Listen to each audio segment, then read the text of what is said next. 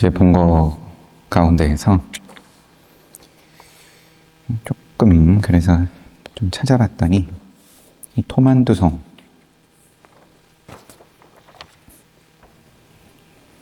토만두송 이야기를 어제 했었는데 무슨 얘기할 때냐, 위공을 위한 천도번번을 할 때 돌아가신 영가께서는 위시랑의 아버지, 돌아가신 분께서는 이 대혜스님께서 젊을 때부터 인연이 되었던 분이고, 노고사께서는 평생 수행하는 것을 지극하게 여기고 불서 읽는 것을 즐기고 함께 논합을 따라 논일며 범행을 자세히 닦고 왕범지의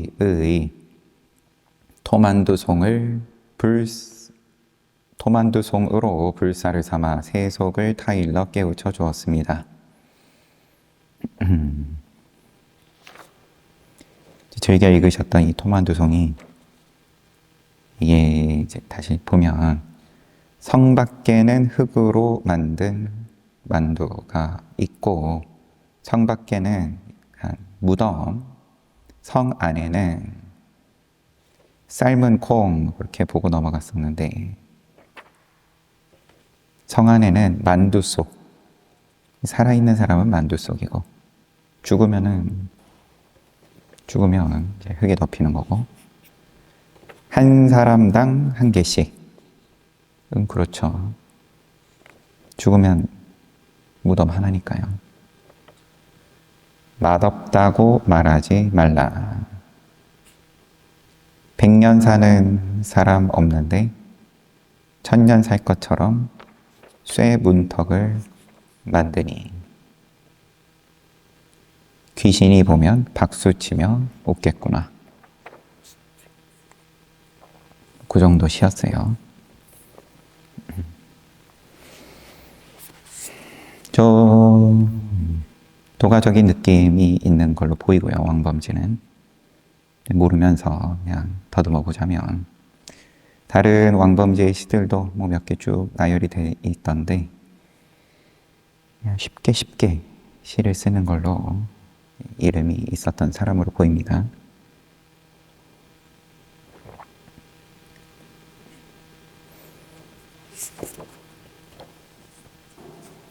여튼 오늘 볼 부분,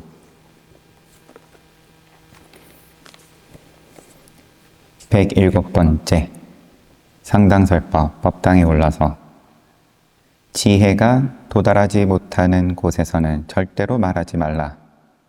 말하면 실마리가 나타난다. 불자를 집어들고 실마리가 생겼다. 이것은 낙이냐 말이냐 알 수 있겠는가? 만약 알 수 있다면 거리낌 없이 이류 속을 다닐 것이다. 알 수 없다면 영원히 물속에 잠겨 있을 것이다. 그러고 끝내셨어요. 삼라만상 속에서 이류 속을 얼마든지 지옥이건 천상이건 할 거 없이 다닐 거다.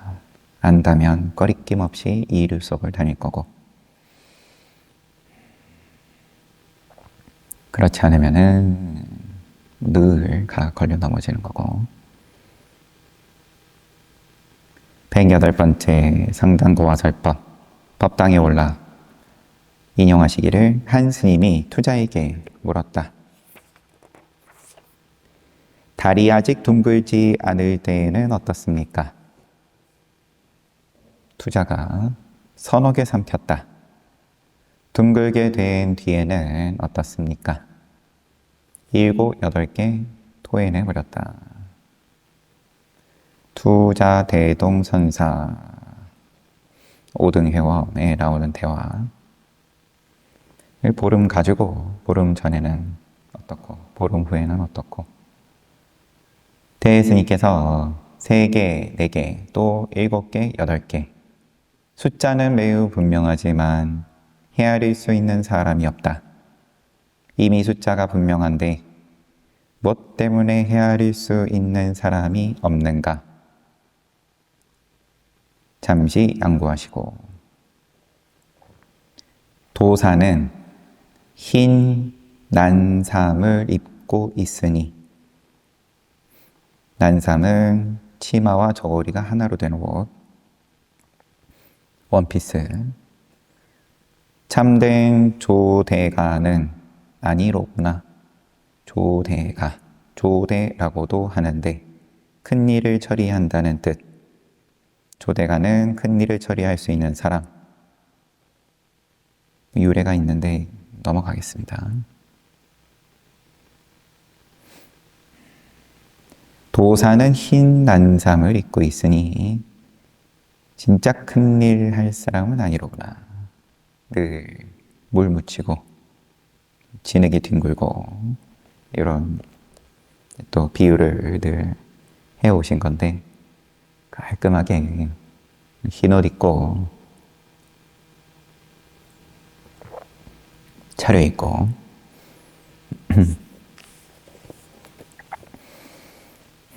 차려입었던 흰 난삼을 빼입었던 아니면은 뭐 구질구질하게 있든 간에 조대가는 누구냐?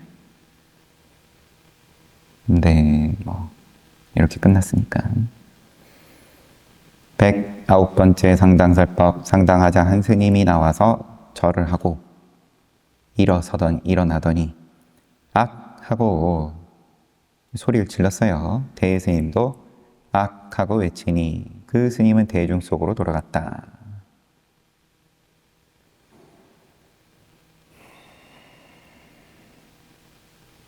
이런 모습들은 왕왕 있었던 걸로 보이고 또 뭐 지금이라고 없으리란 법은 없겠지만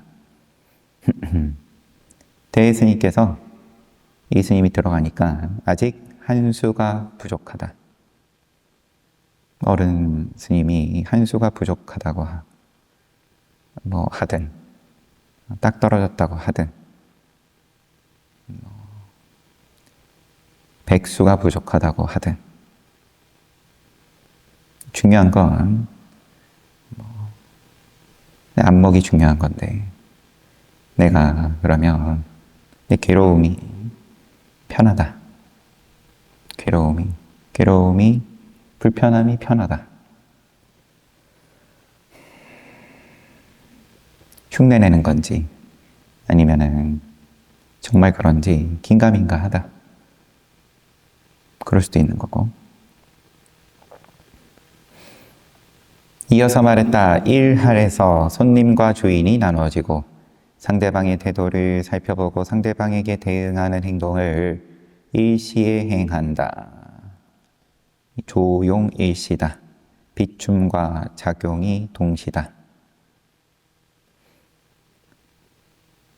상대방의 태도를 살펴봄과 그 태도에 응대하는 행위가 동시다.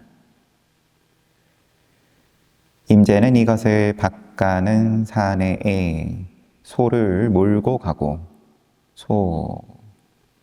소가 유일한 먹고 사는 수단인 사람에게서 소를 빼앗고 배고픈 사람의 밥을 빼앗고 뼈를 두드려 골수를 뽑아내고 침으로 아프게 찌르는 것이라고 임재스님은 말했다라고 주석으로 소개는 했지만 원인과 결과, 늘 드라마에 드라마를 만드는 그런 눈이 아니라 이게 나눠지기 전이다. 원인과 결과가 조용히 동시다. 비추는 게 작용이고 작용이 비추는 거다.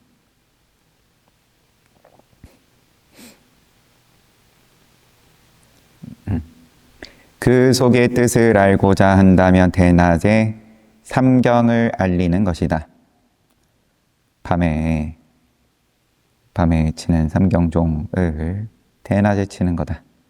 말해보아라. 아까 저 스님의 일할과 산승의 일할에서 어느 것이 손님이고 어느 것이 주인이며 어느 것이 비춤이고 어느 것이 작용이냐? 이것을 말할 수 있다면 그대들이 대천세계에 홀로 걷는다고 인정한다. 만약 아직 그렇지 못하면 바로 속에서 절대로 수저를 잃어버리지 않도록 하라. 눈앞에 늘 드러나 있는 걸 못 본다, 모르면 다시 악하고 한번 외쳤다. 그러고 끝났어요. 할도 좋고 나서가지고 뭐든 간에 제 모양은 늘 내가 쓰고 있는 중인 거고, 할을 해도 할인 거고,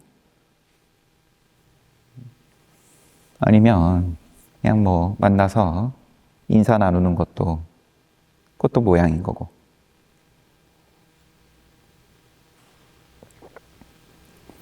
조용히 동시다.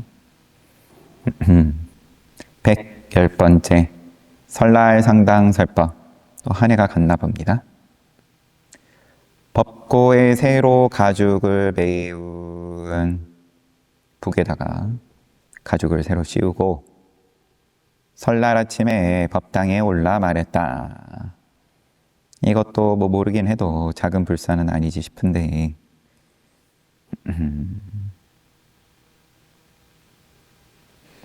새해에 새 북을 쳐서 새 법우를 두루 베푸니 법의 비를 두루 내리니 만물이 전부 새로워져 하나하나 법칙으로 나아간다.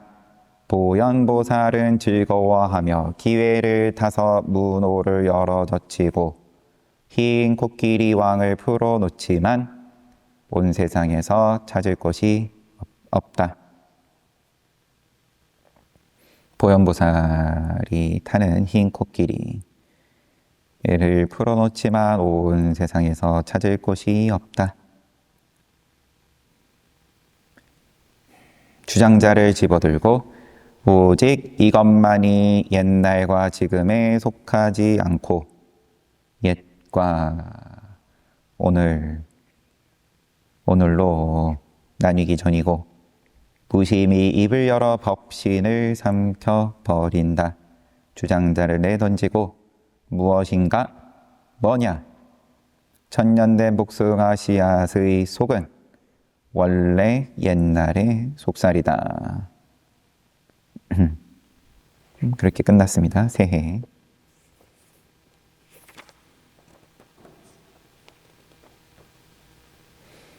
새해에 새복을 쳐서 새 법을 두루 베푼다.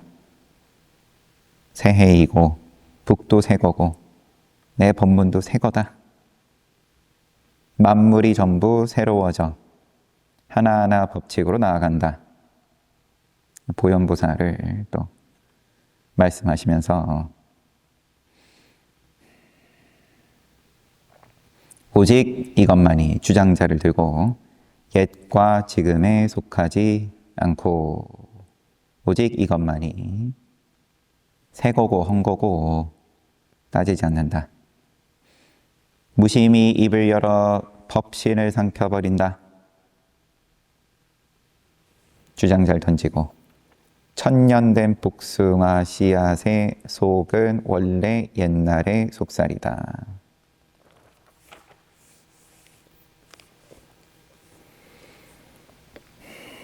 복숭아 언제 나죠? 과일이? 111번째 상당거와 설법. 법당에 올라가지고 한 스님이 인용을 하시기를 한 스님이 조조에게 물었다. 저는 금방 총림에 왔습니다. 스님께서 가르쳐 주십시오. 초보운전 이마에 붙이고 한 수 가르쳐 주십시오. 너는 죽을 먹었는가? 기름은 넣었어? 죽을 먹었습니다.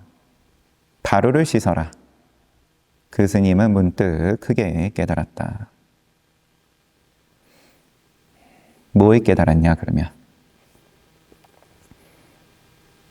초보 운전 붙이고 왔는데 아주 일반적인 인사겠죠. 어른께 이번에 대중의 입방드린 누구누구입니다. 오늘날은 저의 본사는 범어사이고 은사스님의 본명은 윗글자는 뭐 아랫글자는 뭐이며 저의 본명은 뭐입니다. 대중스님들께서는 뒷구절이 뭐였지? 정해져 있습니다. 대중스님들께서는 입방을 허락해 주십시오 정도일지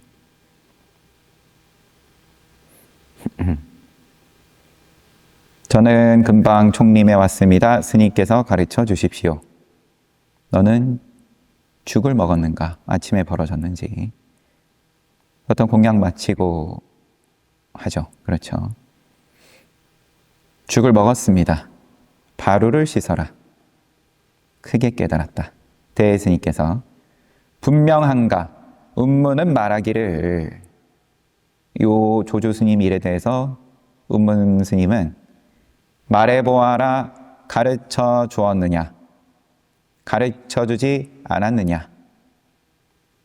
가르쳐 달라고 처음에 이야기한 거니까 가르쳐 준 거냐? 죽 먹었냐? 바로 씻어라. 이런 건데 가르쳐 주지 않았느냐? 만약 가르쳐 주었다고 한다면 그에게 무엇을 말해 주었는가? 만약 가르쳐 주지 않았다고 한다면 그 스님은 어떻게 깨달았을까? 대스님께서 다시 조주와 그 스님은 만약 운문이 없었더라면 일생 동안 누명을 쓰고 살았을 것이다. 운문 스님이 되게 포장 잘해줬네. 오늘날 여러 곳에는 한 부류의 눈먼 놈들이 있어 모두들 흔히 바루를 씻어라는 이야기를 가지고 견해를 만들고 있다. 이러쿵 저러쿵 다 갖다 붙이는데 그냥 그래. 소비다 소비. 지나간 선사의 이야기를 지금 똑같이 지금 하고 있는 거겠지만 토만두송이다. 소비다. 이렇게 말하고 저렇게 말하고 그러면은 뭐가 중요하냐?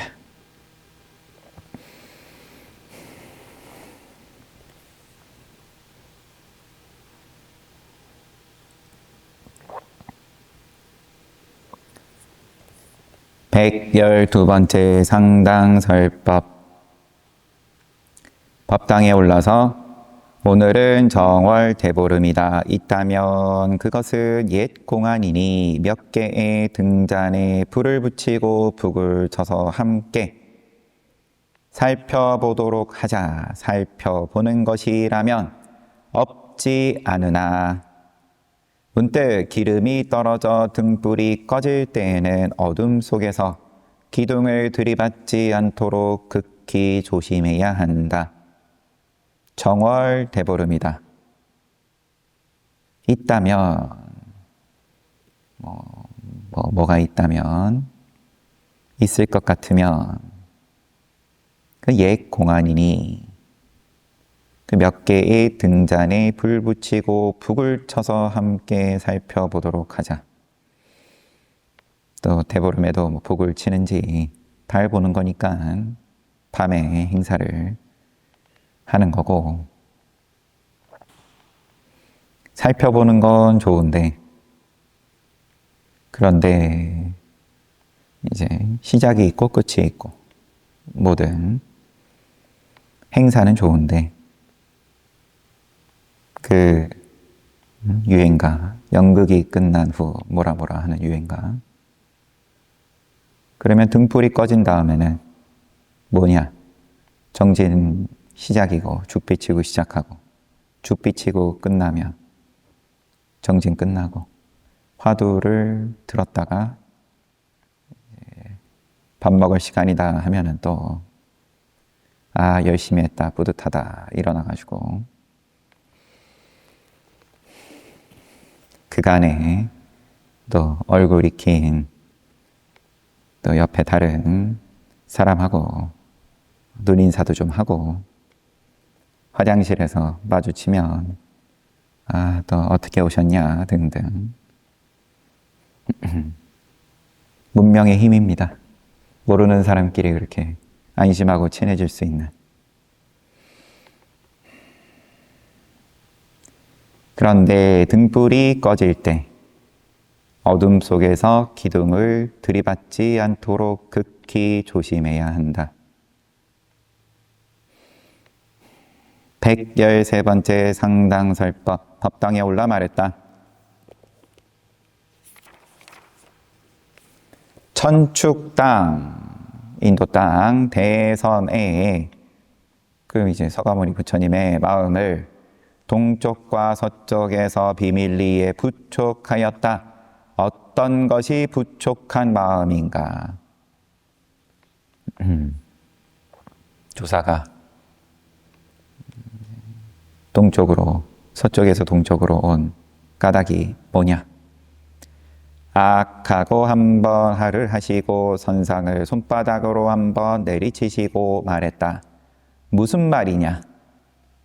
이렇게 끝나고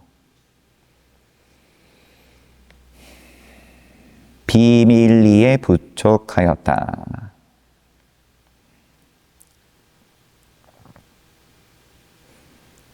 (114번째) 상당거와 설법.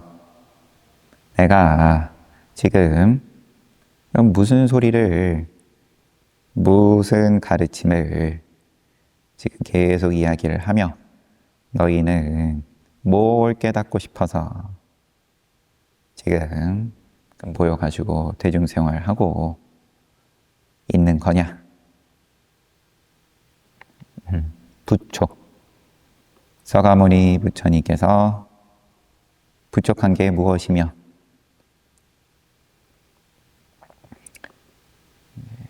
내가 지금 대스님께서 너희에게 부촉하는 건 뭐냐?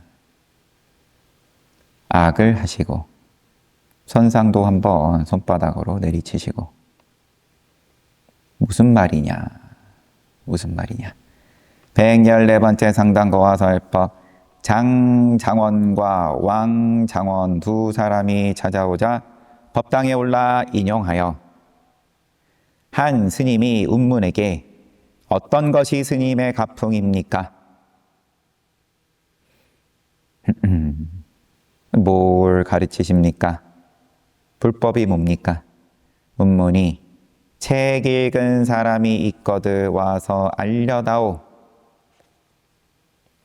대스님께서 책 읽은 사람은 이미 여기에 있다. 장원 소임이 뭔가 벼슬의 이름이라고만 돼 있는데 이 장경각 뭐 이런 거 할 때 장자니까 그러면 뭐 도서관 사서 같은 거일 수도 있겠고요.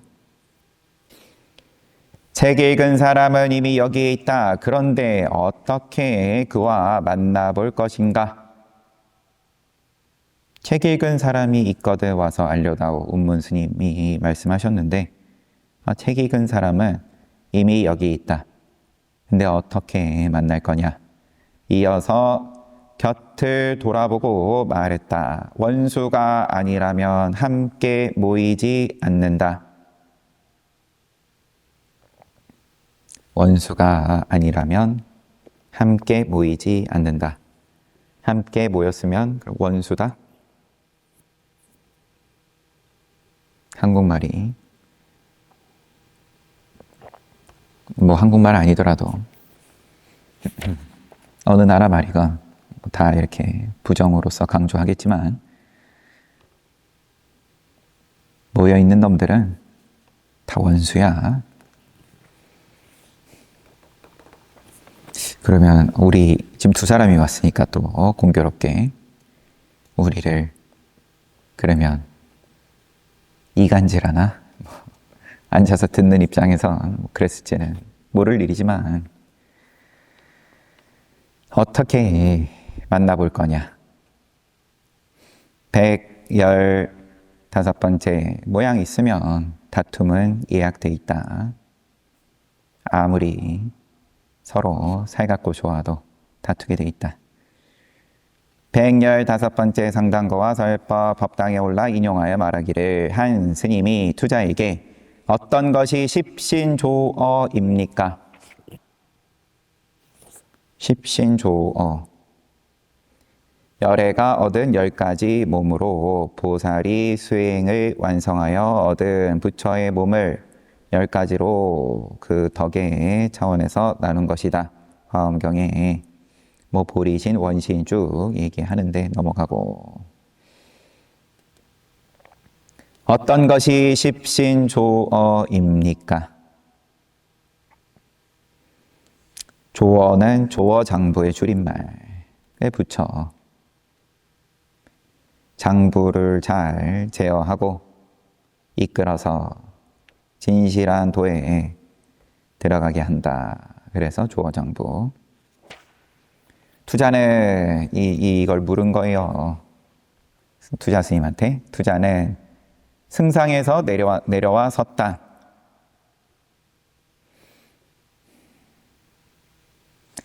어떤 스님이 또 물었다. 범부와 성인이 얼마나 다릅니까? 투자는 역시 승상에서 내려와 섰다. 가타부타 말 없이 그냥 법상에서 내려와가지고 그냥 서셨어요. 대스님께서 투자가 승상에서 내려온 것을 오늘 따져보겠다.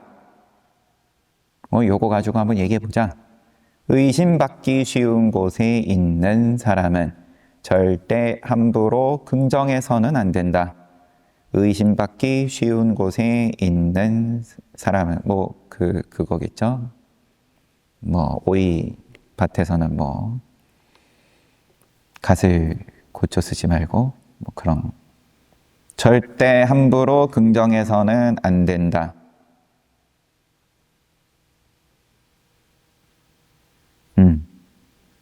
주석. 오이밭에서는 신발끈을 고쳐 매지 말고 오얏나무 밑에서는 갓끈을 고쳐 매지 말라.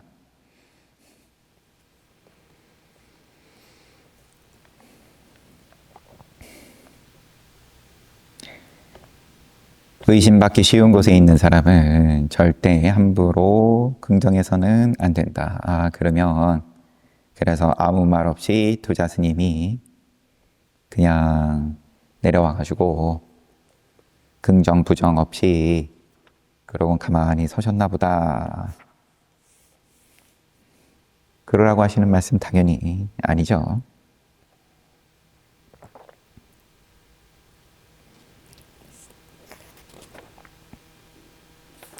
십신조어를 물었고 내려와 섰고, 범부와 성인의 얼마나 다른지를 묻고 내려와 서고, 116번째 상당 문답과 설법. 법당에 오르자 한 스님이 크게 수행한 사람도 인과에 떨어집니까?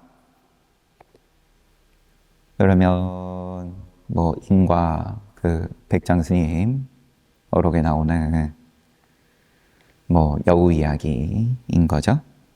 그리고 우리 서가모니 부처님 당시 때에 늘 외도들이 와서 묻는 대표적인 질문이다.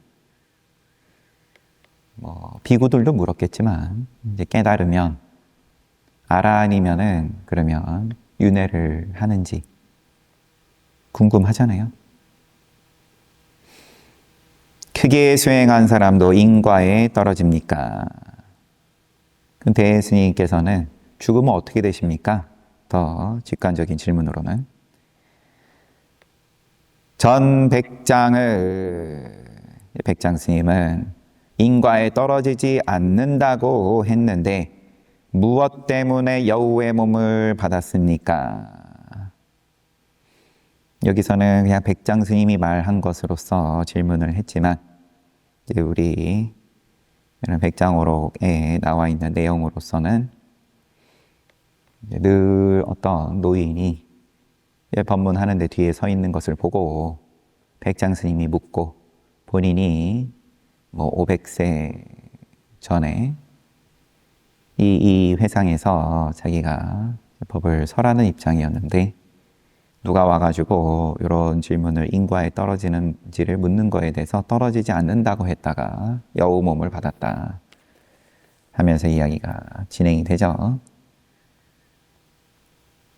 무엇 때문에 여우 몸을 받았습니까? 뭐 누가 받았든 간에 여튼 대스님이 사람을 만나면 다만 그렇게 말해 주어라. 사람 만나면 다만 그렇게 말해 주어라. 그러니까 이 스님이 그런데 후백장은 이게 지금 전백장 후백장이네요. 후백장은 인과에 어둡지 않다고 말했는데 무엇 때문에 여우의 몸을 벗어나게 해 주었습니까? 이게 이제 백장 스님이 실제로 한 말로 기록이 돼 있는 거죠. 인과에 어둡지 않다라고 말했는데 어떻게? 그럼 여기서의 표현대로라면 전백장이 여우의 몸을 벗어나게 해 주었습니까? 사람을 만나면 다만 그렇게 말해 주어라. 똑같이. 이 스님이 또 만약 누가 스님에게 묻기를 크게 수행한 사람도 인과에 떨어집니까? 라고 한다면 스님은 그에게 뭐라고 말씀하시겠습니까? 대스님께서 그에게 사람을 만나면 다만 그렇게 말해 주어라 라고 말하겠다. 그리고는 이어서 크게 수행한 사람은 인과에 떨어진다. 그러시고 나서 불자로 선상을 한번 내리치고 이 소식을 벗어나지 않으면 크게 수행한 사람이 인과에 떨어지지 않는다.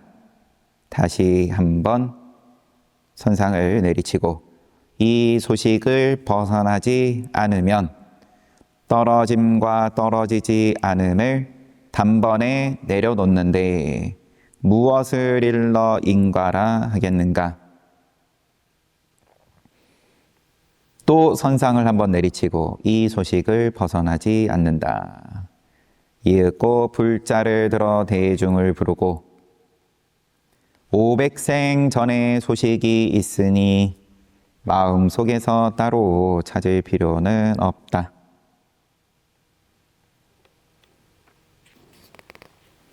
이렇게 끝났어요.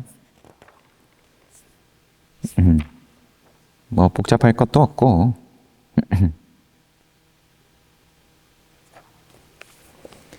법당에 오르니까 한 스님이 이제 백장 스님 이야기를 갖고 와서 묻는데 인과에 떨어지지 않는다라고 그 노인이 얘기를 했다가 왜 여우 몸을 받았습니까? 사람 만나면 다만 그렇게 말해 주어라. 그러면은 백장 스님은 그거를 살짝 틀어가지고 인과에 어둡지 않다. 그러면은 앞에 거는 축생에 떨어질 만큼 인과가 큰, 과보가 큰 잘못된 소리이고 앞에 말은 그렇고 정정해 주신, 오답풀이 해 주신 백장 스님께서 그 소리는 그러면은 동그라미고 그 500생의 과보도 돌이킬 수 있을 만큼 그러면 이 상식으로 읽으면은 늘 그렇게 보는 거니까 하나는 꽃표, 하나는 동그라미.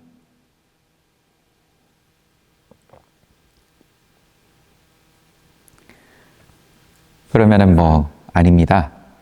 노인이 안목이 없으니까 노인이 오히려 인과에 매하지 않다, 어둡지 않다 딱 바꿔가지고 백장 스님은 인과에 떨어지지 않는다. 그래도 결과는 똑같았을 겁니다. 안목 있는 사람은 뭘 얘기하든 그렇고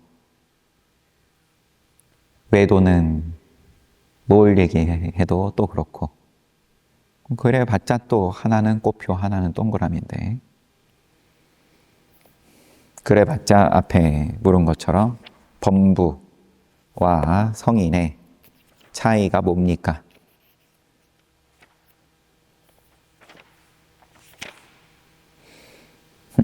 그렇게 열심히 더듬다가 이 스님은 그래서 조금, 그럼 누가 스님에게 묻기를, 대스님에게 묻기를, 자기가 궁금한 한 거죠. 이미 모양으로 나오고 소리로 나오고 행동으로 나오고,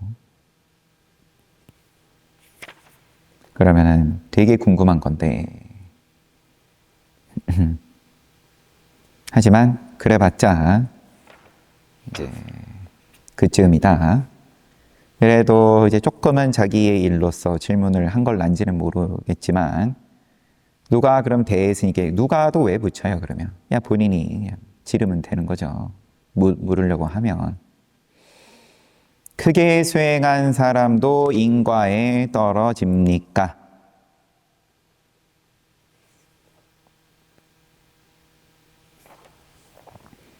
스님은 그에게 뭐라고 말씀하시겠습니까? 그에게 똑같이 반복하시는 거예요. 사람을 만나면 다만 그렇게 말해줘라 라고 말하겠다. 그리고 이어서 크게 수행한 사람은 인과에 떨어진다.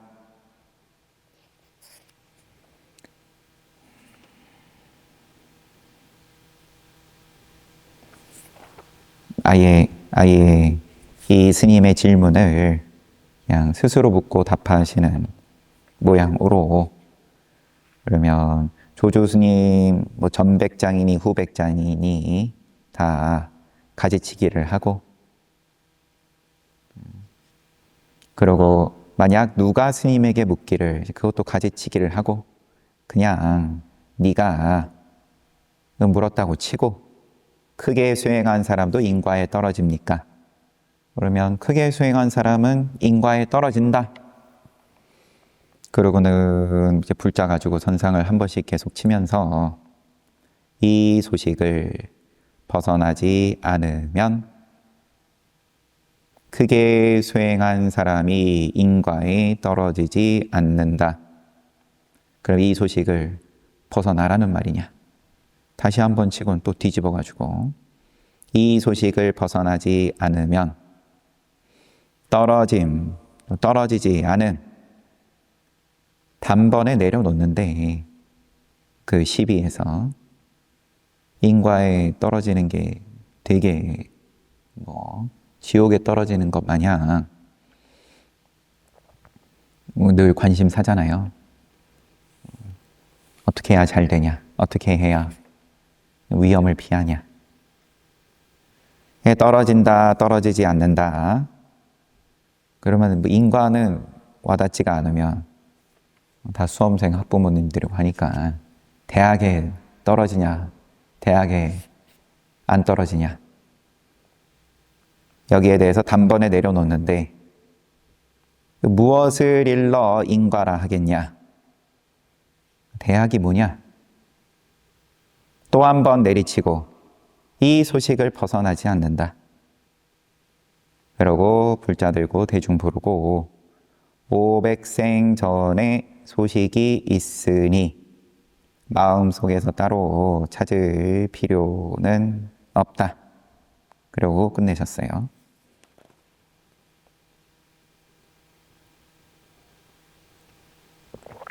그렇게 무서워? 인과에 떨어질까 봐?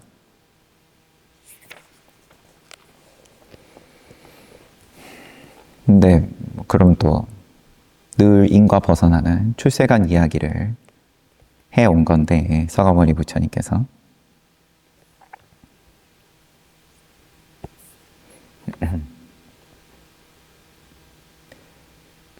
천 번이 아니라 117번째 상당설법. 법당에 올라서 조사께서 말씀하셨다. 눈이 잠들지 않으면 모든 꿈이 저절로 사라지고 마음이 달라지지 않으면 온갖 법이 한결같다. 신신명의 구절이라고 합니다. 잠들지 않으면 꿈이 저절로 사라지고 마음이 달라지지 않으면 온갖 법이 한결같다. 어떤 것이 잠들지 않은 눈인가? 어떤 것이 달라지지 않은 마음인가? 산에 꽃이 피니 비단을 두른 것 같고 계곡물은 맑아서 쪽빛 같구나. 이렇게 끝나고 눈이 잠들지 않으면 모든 꿈이 저절로 사라지고 꿈 없애려고 될 게 아니라 잠들지 않기만 하면 된다. 마음이 달라지지 않으면 온갖 법이 한결같다. 온갖 법이 벌어지는 것은 마음이 달라져서 그렇다. 근데 뭐냐? 잠들지 않은 눈은, 또 달라지지 않은 마음은 어떤 것이냐? 아까 설날 또 지나갔고 또 이제 봄 된 거겠죠. 산에 꽃 피니 비단 두르고 계곡물 맑으니 쪽빛 같다. 쪽빛이 무슨 색인지. 118번째 상당설법 법당에 올라서 유정은 본래 지혜의 바다를 근원으로 삼아 의지하고 유정, 정식 뭐 다 뭔가 이제 없애야 될 것처럼 표현들을 하죠. 이제 깨닫기 위해서는. 그런데 유정은, 중생은 본래 지혜의 바다를 근원으로 삼아 의지하고 함식의 부류들은 모든 법신을 바탕으로 삼고 있다. 함식, 함장식, 유식론을 제가 자세히 아는 건 아니지만 우리 늘 일상에 짓는 몸과 말과 생각으로 다 하나하나 요 함장식에 다 기록돼 있다. 등등 뭐라 하죠. 그런데 모든 법신을 바탕으로 삼고 있다. 라고 했는데 이렇게 인용하고 어떤 것이 지혜의 바다라는 근원이며 어떤 것이 법신이라는 바탕인가? 만약 이 근원을 알게 되면 천 근원, 만 근원이 다만 이 하나의 근원이고 만약 이 바탕을 알게 되면 천 바탕, 만 바탕이 다만 이 하나의 바탕이다. 그러므로 말하기를 끝없는 국토에서 나와 너가 털끝만큼의 간격도 없고 천년의 세월의 시작과 끝이 지금 이 순간을 벗어나지 않는다고 한다.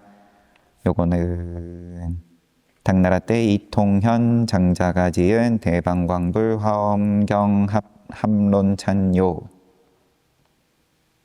앞에 것도 그렇고 앞에 인용도 그렇고 다 여기서 인용을 하시고 비록 그렇기는 하지만 대장부에게 스스로 하늘을 찌르는 뜻이 있다면 열애가 간 곳을 가지는 말아라 하고 끝내셨어요. 편지 주고받던 이통현 장자죠. 당나라 이통현 장자가 지은 대방광불 화엄경 합론찬요의 첫 문장이었고요. 유정이 본래 지혜의 바다를 근원으로 삼아 의지하고 함식의 부류들을 모든 법신을 바탕으로 삼고 있다. 이제 뭐 보살이다, 중생이다, 이제 구분을 하지 않는다고 하면 또 그렇겠지만 여튼 다 좋은 거 나쁜 거 할 거 없이 다 지혜의 바다가 근원이고 또 법신이 바탕이고, 이통현 장자는 당나라 사람으로 고금의 학문을 연구하여 유불의 경전에 정통했다. 편지 주고받던 분이 아닌가 봅니다. 죄송합니다. 719년 신화엄경의 논을 지어 경을 해석했는데 3년 동안 마당에 나오지 않고 매일 대추 10개와 숟가락만 한 잣나무 떡잎 하나를 먹었으므로 사람들이 극백대사라고 했다. 뭐 약간 신선 비슷하게 그 후 남곡 마시의 고불당 곁에 작은 초막을 짓고 편안히 앉아 10년을 침묵했다. 다시 경론을 가지고 관계촌 한씨의 집으로 갔다. 도중에 경론을 호랑이의 등에 싣고 감중에 들어가 두 여자에게서 지묵들 도구와 매일 먹을 것을 받으면서 이 감중에서 40권 신화엄 경론을 지었고 뒤에 결의 4권을 지었다. 96세의 입적. 근데 요 책을 가지고 지금 인용을 하시고, 근데 지혜의 바다라는 근원이 뭐냐? 또 법신이라는 바탕이 뭐냐? 그 좋은데 유정이 본래 지혜의 바다를 근원으로 한다. 그냥 그 말은 좋은데 그게 뭐냐? 그러면 그 지혜의 바다가 법신은 또 뭐냐? 알면 뭐 천바탕이든 만바탕이든 다만 이 하나의 바탕이다. 그러므로 말하기를 끝없는 국토에서 너와 내가 털끝만큼의 간격도 없고 천년 세월의 시작과 끝이 지금 이 순간을 벗어나지 않는다 라고 했다. 비록 그렇기는 하지만 대장부에게 스스로 하늘을 찌르는 뜻이 있다면 열애가 간 곳을 가진 말아라. 이렇게 끝내셨습니다.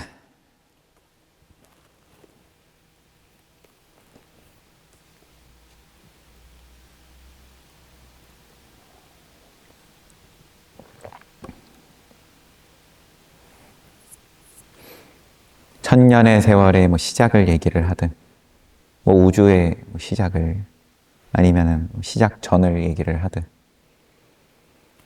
아니면은 뭐 또 미래를 얘기를 하든, 아무리 뭐 입으로 말하든 머릿속에 떠올리든 다 뭐 이 자리를 이제 시간 공간으로서의 이 자리뿐만 아니라 늘 거기서 거기인 건데 이 순간을 벗어나지 않는다. 괴로움도 그렇고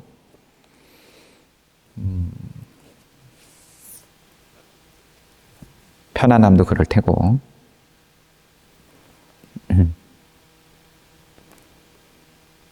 늘 시간 잘 가냐 그런 말을 뭐 들은 게 전부인 건데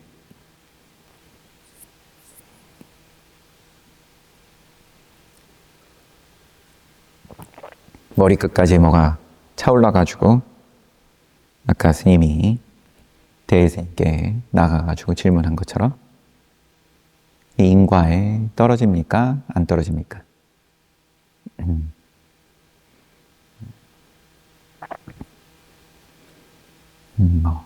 뭐 그래요, 여튼. 시간은 됐으니까 이제 저는 내려가겠습니다.